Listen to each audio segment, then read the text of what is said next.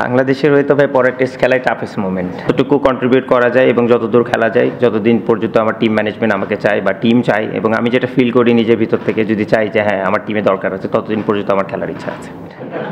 এটা হচ্ছে সবচেয়ে বড় রিয়েলিটি। আর বিং এ ব্যাটসম্যান, যেখানে আমার আর কোনো সাইড নাই, তো এটা সবচেয়ে toughest moment. Every innings is so vital এবং every innings is so special.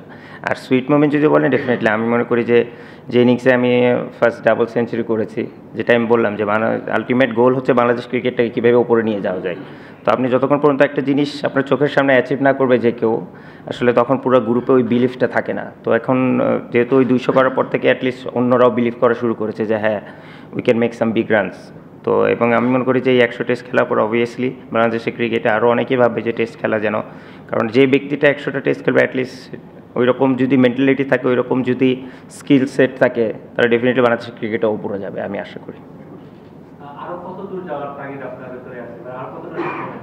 আপাতত এরপরে তো মনে হয় 4 মাসের ব্রেক আছে, তারপরে পাকিস্তানের সাথে টেস্ট আছে, যদি থাকি ইনশাল্লাহ তারপরে খেলার ইচ্ছা আছে, এর বাইরে আর কোনো চিন্তা নাই। না, সোফার আমি বললাম তো যে সোফার আলহামদুলিল্লাহ আমি ফিটনেস ওয়াইজ বলেন বা স্কিল সেট অনুযায়ী বলেন, I am quite happy where I am now. But as the days মানে যাচ্ছে, আমাকেও অবশ্যই ওরকম করে আরও ইমপ্রুভমেন্ট করতে হবে, এবং সেই জায়গাটা আমি জানি এবং ইনশাল্লাহ সেভাবে চেষ্টা করে যাব। আর যেটা বললাম যে বাংলাদেশ হয়ে প্রত্যেকটা টেস্ট খেলা আমার জন্য অনেক স্পেশাল। আর আশা থাকবে যতটুকু কন্ট্রিবিউট করা যায় এবং যতদূর খেলা যায়, যতদিন পর্যন্ত আমার টিম ম্যানেজমেন্ট আমাকে চায় বা টিম চায়, এবং আমি যেটা ফিল করি নিজের ভিতর থেকে, যদি চাই যে হ্যাঁ আমার টিমে দরকার আছে, ততদিন পর্যন্ত আমার খেলার ইচ্ছা আছে।